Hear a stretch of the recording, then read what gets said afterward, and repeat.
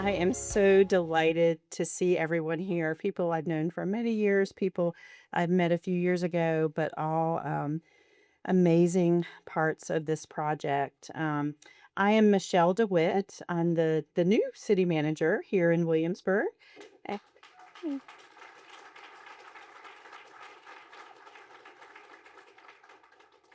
And I welcome all of you to our new police station. We did lift the shade so you can see where we had hoped to be this morning, which was across the street where there's a lovely tent. But we thought with the weather it was wise to be here, and we get to show off our newest building. And this is a room that the police chief and his team are the community may use this room whenever you need to. So just reach out to us if you have a need for community space. We're delighted for it to be used. It's fitting that we gather here on Juneteenth, a day that reminds us that freedom is not only something to celebrate, but something what we must continue to understand, to honor, and to advance. And today we break ground on more than a trail. We break ground on a community commitment to tell a fuller story of Williamsburg and its enduring contribution to the American story, a story that has always been here, but has not always been fully recognized. We're so grateful to our partners in this effort, which is not only all of you, but the Colonial Williamsburg Foundation. Carly Fiorina is here and her team. Thank you. Um, Dr. Sean Glover and the team at William and Mary. Thank you. The trail literally is on parts of their property. And so we really appreciate that partnership. Also, the Virginia Museum of History and Culture. I believe Joseph Rogers is here with us. Thank you, Joseph. Provided us a grant to do the vertical signage at the trailhead. So, those of you who've been following this project know that it started with a $327,000 award from the federal government to start the project. And then we've spent the last few years raising money for the rest of the trail, a $2.8 million project, raising funds. And we are there now. And the Virginia Museum of History and Culture and City Council were our last pieces just this past June. So I think that deserves a round of applause.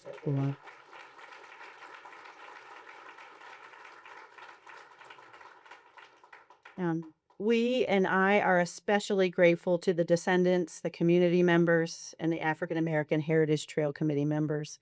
Would y'all raise your hands if the committee members?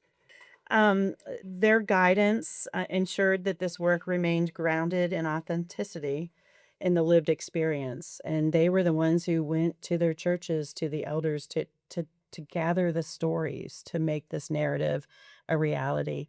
And we thank you. And yeah, from the bottom of my heart. And thank you. Also, we have some distinguished guests who have joined us today. All of you are distinguished guests, but a few of you are elected, so I want to mention those. Senator Danny Diggs, Delegate Jessica Anderson, Mayor Doug Pons, Council members Stacy Kern, Vice Mayor Pat Dent,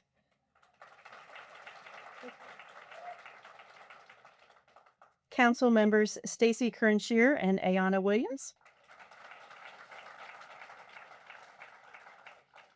Council member Barb Ramsey could not be with us, but wishes she was here. And I do want to give a little shout out to her. It was many years ago, I think 7 years ago, that Barb had visited an African American heritage trail elsewhere and brought the idea back to council, and it was included in the goals and initiatives. So thanks to Barbara for that spark. And then we also have from James City County, Supervisor John McGlennon.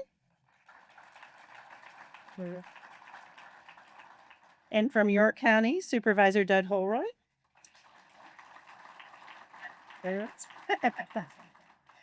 And Commonwealth's Attorney Nate Green. Thank you, Nate. Any school board members? Well, and then Miss Teen Virginia, Ariana Getz. So thank all of you for being here, for helping bring this project to life. And now The people who made that happen are going to speak to you. We have a great program, so I will turn it over to Reverend Davis for some reflections. And then bear with us. I'm very short, so we're going to move this little step stool out of the way, Reverend, before you come out there.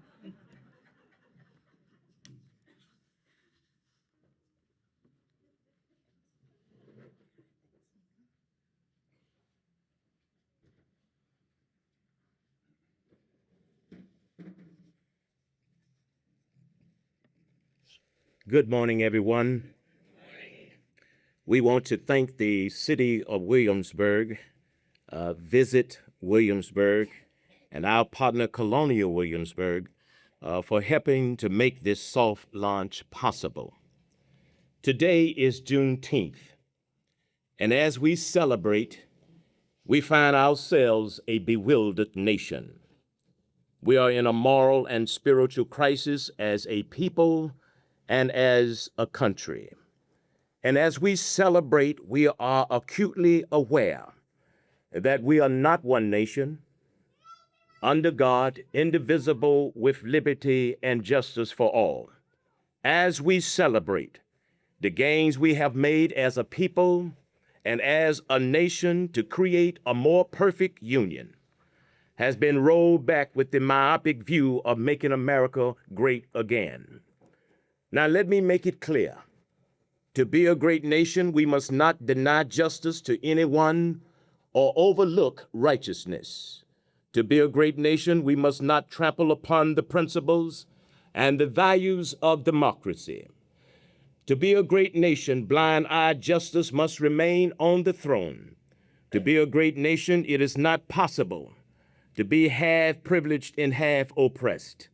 We cannot be a great nation when we allow evil to triumph and good defeat it. The true character of a nation is not how we treat the highest citizens, but its lowest. And turning the back of progress does not serve our nation well.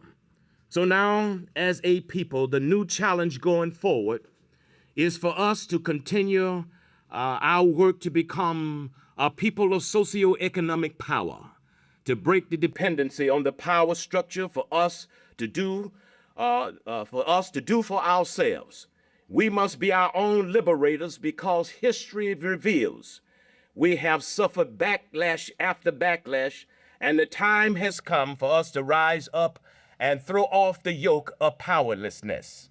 So over the course of history, we have cared for everybody, we have empowered everybody, we have rescued everybody. It is time for us to rescue ourselves and to be a people who have the means in their own hands for guarding, protecting, defending, and maintaining that liberty.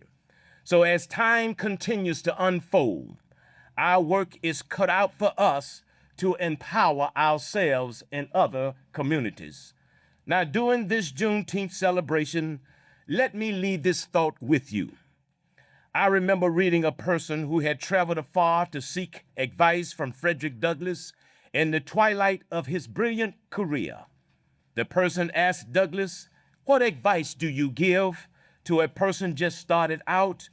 What should you do to gain greater freedom?"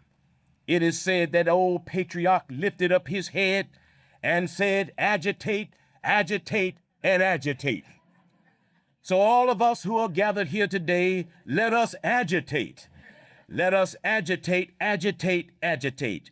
Where there is injustice, agitate. Where there is wrong, agitate. Where there is an erasure of our history, agitate. Where there is no representation to give voice to our people's situation, agitate. Wherever there is social and religious quietism, agitate, agitate, agitate, agitate until we finally have transformed that unjust situation into the kingdom of God. Now we hope that this African Heritage Trail will be one of information and one of inspiration. But let us all remember that we are all God's children, and from one blood, He made all nations of people. Now I will call our great mayor, Doug Punz.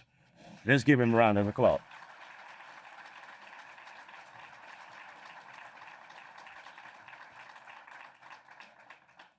Just my luck, I have to follow to Durbeck days. Well, good morning, everyone. Welcome to the police station. I know we wanted to be across the street, but on behalf of my colleagues on Williamsburg City Council, I want to welcome you here today on this great occasion. We are here to celebrate in Williamsburg the creation of the African American Heritage Trail. And soon residents and visitors will be able to explore more than 2 miles through the heart of the city, the Williamsburg African American Heritage Trail that brings to life the stories of generations who, despite adversity, not only lived here, but preserved here and persevered and thrived.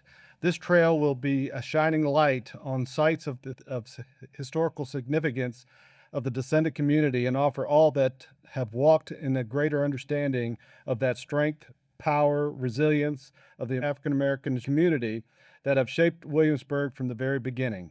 As it winds through downtown Williamsburg, the William and Mary campus, and key sites in colonial Williamsburg, the African American Heritage Trail will advance a vital conversation about the history of our city, the legacy that resonates today, and the possibility of our future. I am so proud to be mayor of Williamsburg to welcome such an honest conversation. This is the spirit of One Williamsburg. We are a community committed to understanding, uniting, and the progress for all. Here in Williamsburg, we are fortunate to be surrounded by daily reminders that achieves progress, we must look and learn from the past. We have reached this milestone today because of so many, but most of all because of the courage, the generosity of the descendant community. You have shared not only your own stories, but also those of your ancestors. You shared all the good, the bad, the joy, the heartaches, the triumphs, and the struggles.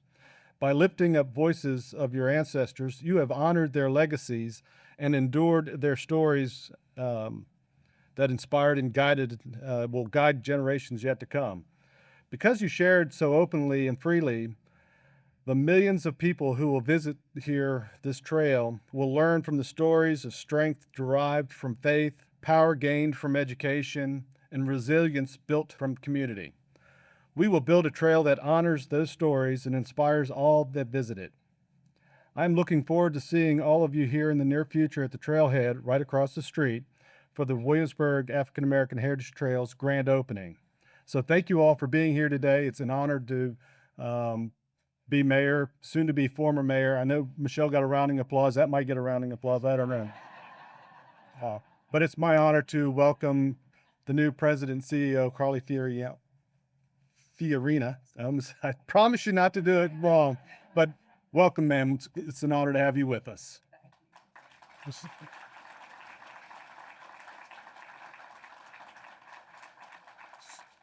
Well, thank you and good morning, everyone. It is wonderful to be here as the Chief Executive of Colonial Williamsburg Foundation and also as the Principal Executive of Virginia 250. And it is in that role that Connie reached out to me to support this amazing project, and both institutions are so happy to do so. I am so impressed with the words on the seal that we are all looking at: strength from faith, power from education, resilience from community. Words that can lift us all up and from which we all can learn. And I'm also reminded today, after hearing the powerful words of the Reverend, I am reminded of the powerful words of another Reverend, Reverend Gowan Pamphlet, an enslaved man, the first pastor of the First Baptist Church, whose 250th anniversary we will celebrate together as a community in October. Gowan Pamphlet, his congregation, was mostly enslaved blacks, although some free blacks and some Scots and Irish as well. And in 1775, when Lord Dunmore, the last royal governor here in Williamsburg, issued what are known as the Dunmore Proclamations, he cleaved the Black community at that time, because the Dunmore Proclamations offered to any enslaved man who would fight on behalf of the British their eventual freedom. And so, of course, you can imagine the difficulty of that choice for so many men and their families, what to do, to fight on behalf of the British for an uncertain promise of freedom, or to fight alongside their enslavers on behalf of an idea, a perfect idea, but an idea that was so different from their own lived and experience. The idea that there are self-evident truths, that all men are created equal and endowed by their Creator with certain unalienable rights, and among these are life, liberty, and the pursuit of happiness, to fight on behalf of those words. And so Gowan Pamphlet's congregation came together and asked him, "Pastor, what should we do?" And Reverend Pamphlet said this, "I cannot tell you what choice to make, but I can tell you that choice is the essence of freedom." Those are powerful words we can all learn from as well, because all of us have a choice today, a choice yesterday, and a choice to remember that America is bigger than any man, even a president. This is America.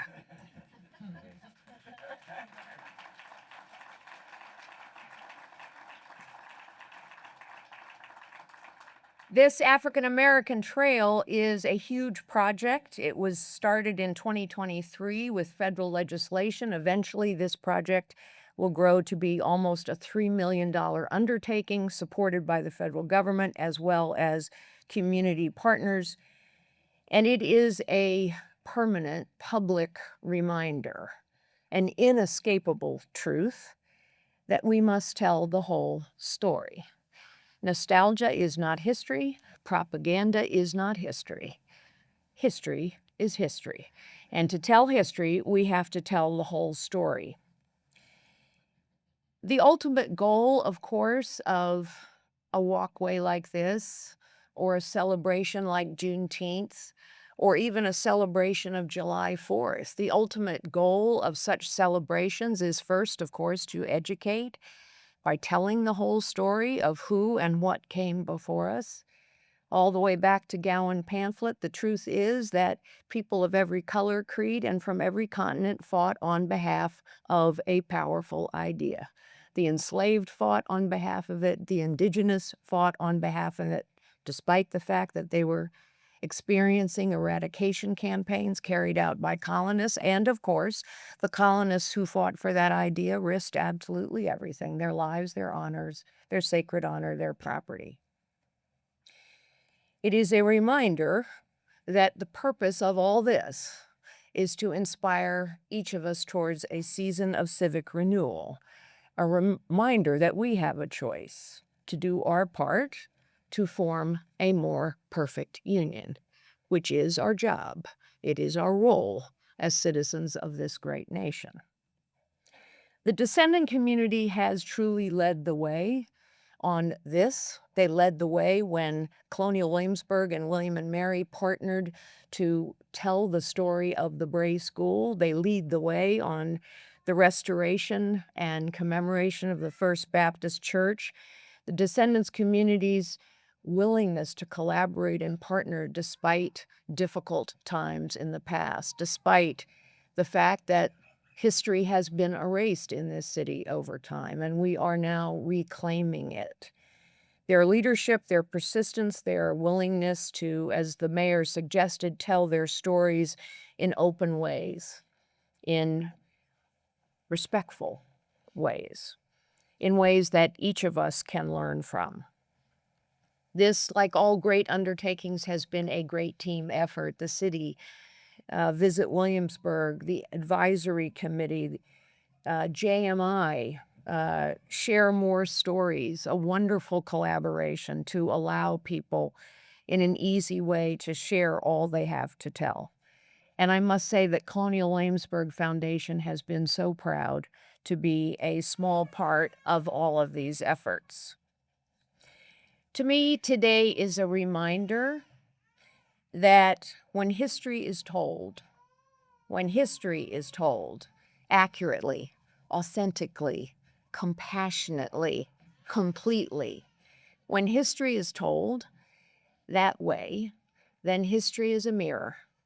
It is a mirror into which we can look and see ourselves and each other more clearly. And when we see clearly, we find empathy and understanding.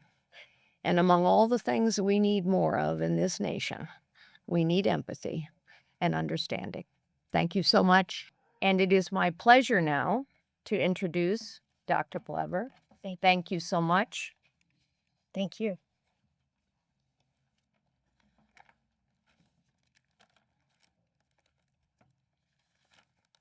Good morning. My name is Sean Glover, and I serve as the Senior Advisor to the President, and I'm honored and humbled to be here with you today. I bring greetings and deep gratitude from our President, Catherine Rowe, as she sends her woman's regards. Today, we mark the beginning of a physical trail. We honor a journey of truth, remembrance, and resilience, and reconciliation, a journey that helps us better understand the full story of Williamsburg and the people whose lives, labor, leadership, and legacy shaped this community. William and Mary is deeply honored to be a part of this important initiative.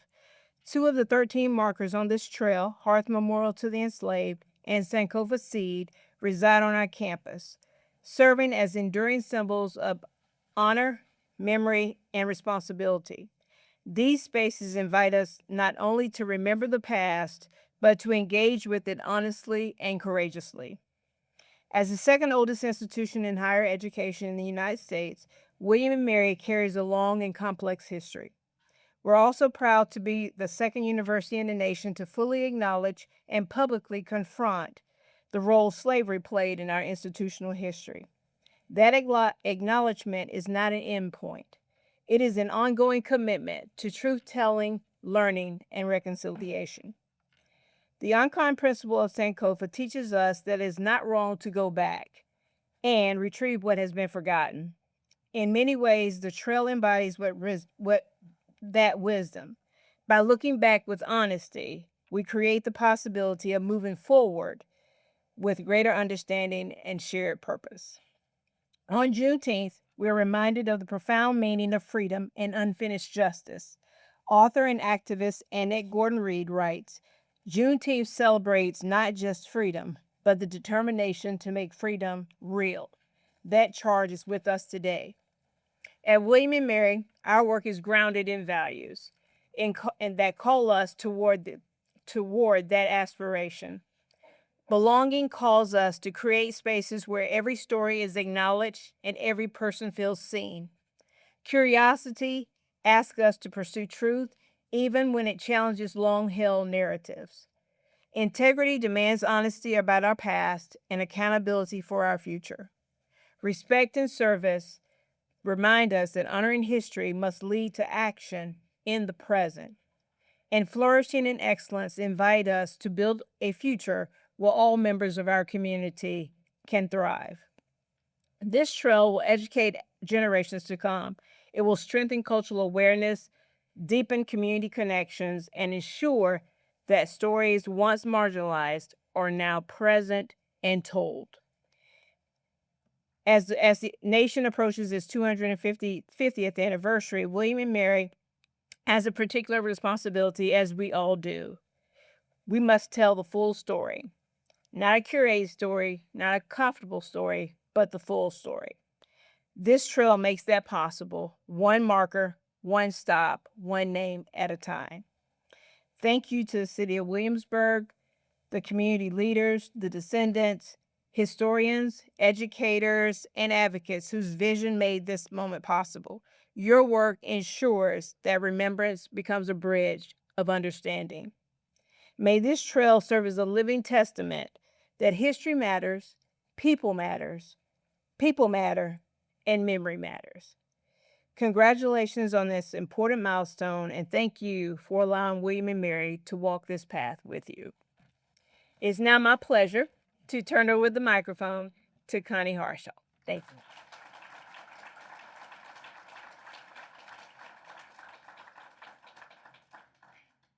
Good morning, everyone. And I think I need the steps of no. I don't really. So what I'll do is I'll do the Oprah moment. Thank you all for coming, but also thank you to the city. Thank you for our partners in Colonial Williamsburg, and also William and Mary, and most of all the descendant community, because we had a dream, and together we made it happen. And God took a little bit of part in this too today. It's raining, and that's a symbol for most of us who are in the African American community that it's a cleansing and also preparation for what's to come. We are going to invite you all over to one of the markers, the very first marker, and we think the most significant, but on the Arctics, Prehistoric First Baptist Church, where you will actually get to walk the trail virtually. Some of you with shoes on like Carly Fiorina will be really glad that we did this. And we also wanted to keep in mind our neighbors and members of the community that want to celebrate and cannot walk a trail, like 2 miles. They need to be able to hold a device in their hand and have the same experience that we all have as well. So when you're leaving today, please pick up a card. You'll have a QR code on the back, and that will allow you to do it from your handheld device. So, and if you get stuck, we're available to help you.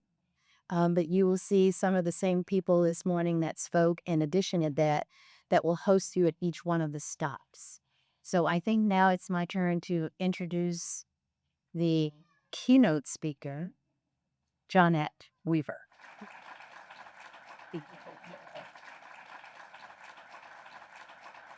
Good morning, everyone. Michelle DeWitt, our new city manager. When this project was taking off, we met on a cool fall, almost summer, somewhere in there morning at the Quarter Path Recreation. Y'all bear with me. My gift is storytelling, and Tavia told me I only had an hour, so I need you to be comfortable and just go with me as my ADHD kicks in. Michelle and I met and had a conversation one cool evening with a couple of other friends, and we talked about perspectives and how your perspective colors how you see things. Perspectives are very important. If you were born to a family that had silver spoons in the house and your mom didn't have to work and your dad had a whole lot of income coming in, you have one perspective. If you were born on the opposite side of these tracks in a little community called Highland Park, and your grandma cleaned houses on Richmond Road, and half of your aunts did housekeeping for the College of William and Mary, not a lot of money came in because your grandpa had passed away at a very early age while still working for Colonial Williamsburg. And your family had been moved from the reservation, which is in Yorktown. And then they moved from Camp Perry, from Magruder to what became Camp Perry because the government wanted that land too. And then your grandma had to move off of Duke of Gloucester Street because Colonial Williamsburg wanted that land. And she's raising 8, 9 children in the household as a widowed woman. You might have a different perspective. Well, I'm here to tell you, I am Williamsburg. I didn't know as a child growing up that I had a 6th great grandfather who fought in the Revolutionary War. His name was Anthony Roberts. He had a daughter named Mary Roberts. Mary Roberts had a son named Thomas Hunley. Guess what? Thomas Hunley's name can be found in the records of Carter Burrell. Carter Burrell, you say? Who is that? Carter Burrell was the grandson. He was the legacy of Robert King Carter, all of Virginia. Everything. He owned everything. Thomas Hunley rented a small plantation house from Carter Burrell, and we know this because it's in the records. Suppose it wasn't in the records. Does that make it any less true? If we can believe that Thomas Jefferson sat down by candlelight and penned the Declaration of Independence without having it recorded, why can't we believe that what a Black man did actually happened too, just based on oral history? Because my grandma, she only had a 5th grade education. She didn't write down a lot, but she told me a lot. And it turns out that those things she was telling me that I was discarding are almost all true. They are not a fallacy. So we talked about perspective and how our politics didn't have to match, but we needed to listen. And we needed to listen to understand that everybody has an opinion and a point of view. And they don't all have to match, but they do all have to be told. And they do all have to be understood. So when I was asked to be a part of this advisory committee, I thought it was hilarious. I was this kid in the 5th grade at Walsingham Academy down on Jamestown Road, who heard all of the little rich kids going to school with me talking about being first family of Virginia. And I knew I was never going to be that. But guess what? I'm more first family than most of them. My family has been here since 1638. That I can prove. We went from, and I'm going to run down a lineage. We went from Anthony Roberts in 1776, which is why Virginia 250 means something to me. It's a bit of a conundrum. I grew up on military bases, Marine Corps bases to be exact. And at 6 p.m. when taps would play and the flag would be lowered, I knew to stop riding my bike and do what needed to be happen, which is to pay homage and honor to those who served. So I'm patriotic. I also know that patriotism didn't always extend toward me because people didn't look at me as if I had a right to be patriotic. That's both black and white, because the black folk thought, why are you honoring a country that doesn't honor you? And white folk thought, well, you don't really matter anyway. But I do matter. Thomas Hunley. Thomas Hunley had a son named William Hunley. William Hunley had a son. His name was Addison Hunley. Addison Hunley had a son, and his name was Addison Hunley. Addison Hunley had a son, and his name was Joshua Hunley. Joshua Hunley had a daughter, and her name was Myrtle Hunley Gordon, from whom I come. And today, my son, Justin Weaver, is here somewhere, and he has a daughter. He's in the back waving his hand. He has a daughter, and her name is Emma. And Emma is a part of my legacy. They descend from me. She will not grow up not knowing who she was, or where she came from, or why honor should be paid. She will grow up knowing that freedom means something and that we must all fight for freedom. Collectively, as one, and I adopted the phrase from our soon-to-be retired Mayor Doug Pons, we are one Williamsburg. We are one Williamsburg. Y'all are looking at me like I'm crazy. We are one Williamsburg. That is important and significant. And if nothing else, that deserves a round of applause. This trail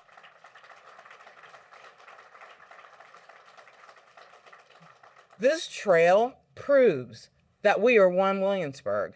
I grew up riding my bike out of that neighborhood that was all black into the historic area, going up and down the streets, being told sometimes by visitors to the town that I didn't really belong over there.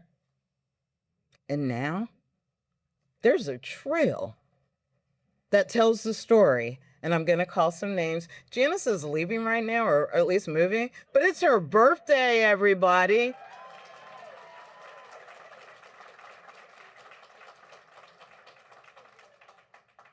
As I call these names, I want you to repeat them after me. They're names you never heard before. Sam Harris is a marker on our trail. Sam Harris. Sam Harris. Dean Carroll Hardy was a very important woman to the College of William and Mary and to all of us who are black from Williamsburg, because she made sure that there were summer programs that we could attend so we could know you don't just go to school and you stop after you graduate high school. There was something bigger for you to reach for. Education. Dean Carroll Hardy. Lilton Wallace. Lilton Wallace was a gentleman in Highland Park who grew a big old garden in his yard. He lived right next door to the bishop. Well, he's not really the bishop, but to Reverend Dr. Harold Wallace. He lived next door to his grandmother, and he had a garden in his for his yard, and he would give stuff to neighbors to make sure there was enough to eat. I am old enough, y'all, to remember an A&P on the corner every year. We couldn't always make it up the hill to go to the A&P, but you could always go down the street and get some vegetables from Lilton Wallace. So Lilton Wallace. Mary Elizabeth James Hunley. Mary Elizabeth James Hunley was my Nana, or grandma. Mary Elizabeth James Hunley had 9 children that she had to raise all by herself. She cleaned houses on Richmond Road, and I am old enough to remember when they weren't called bed and breakfasts, but they were called guest houses.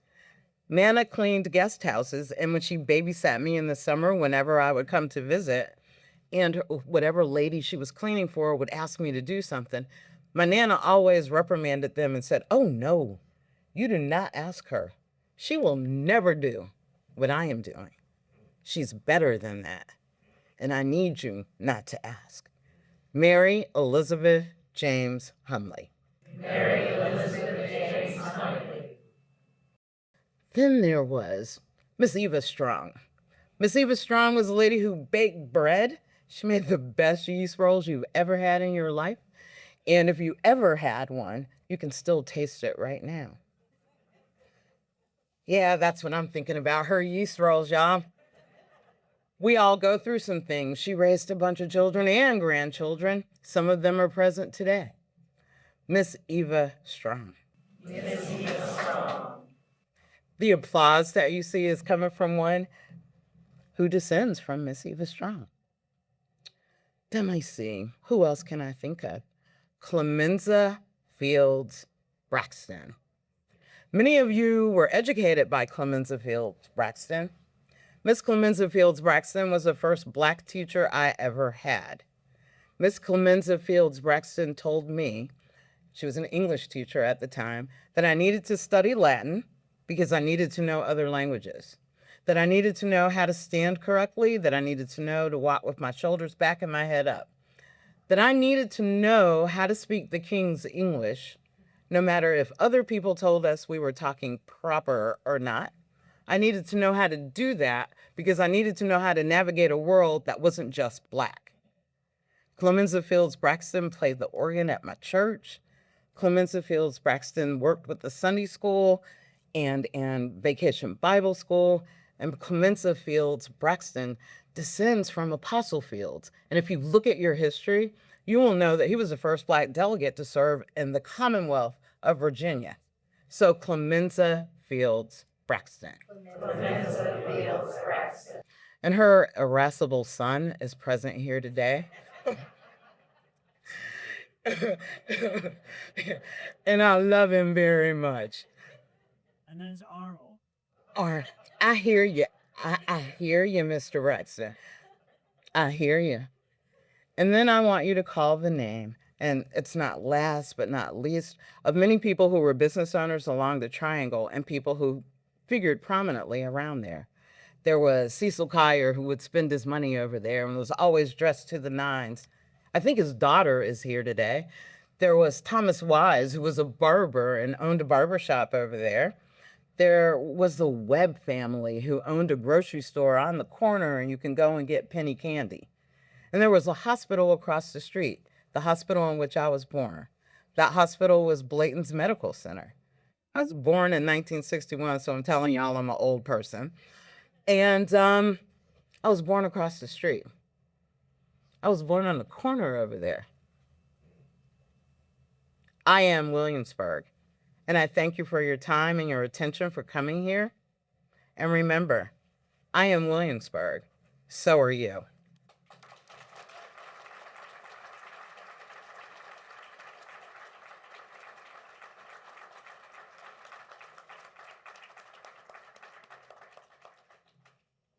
Thank you, Jonette.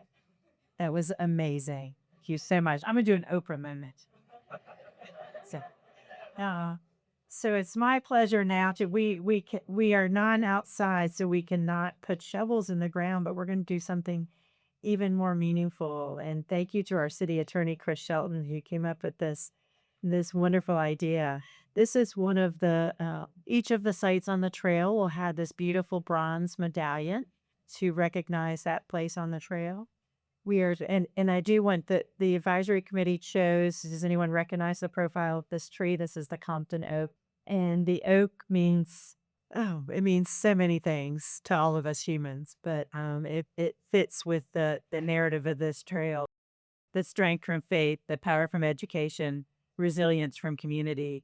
Um, that is the narrative of this trail. So this is our medallion to celebrate today. We ask y'all to bear with us just a moment. We'd like to get pictures with the advisory committee, the dignitaries, and the and Miss Teen Virginia. We'll do some pictures. Then we'll do that quickly. Then we're going to flip the medallion over, and we ask everyone. We'll start with those who were in the picture to sign that after this medallion, and it will be here forever in bronze as a memory to the effort of this community.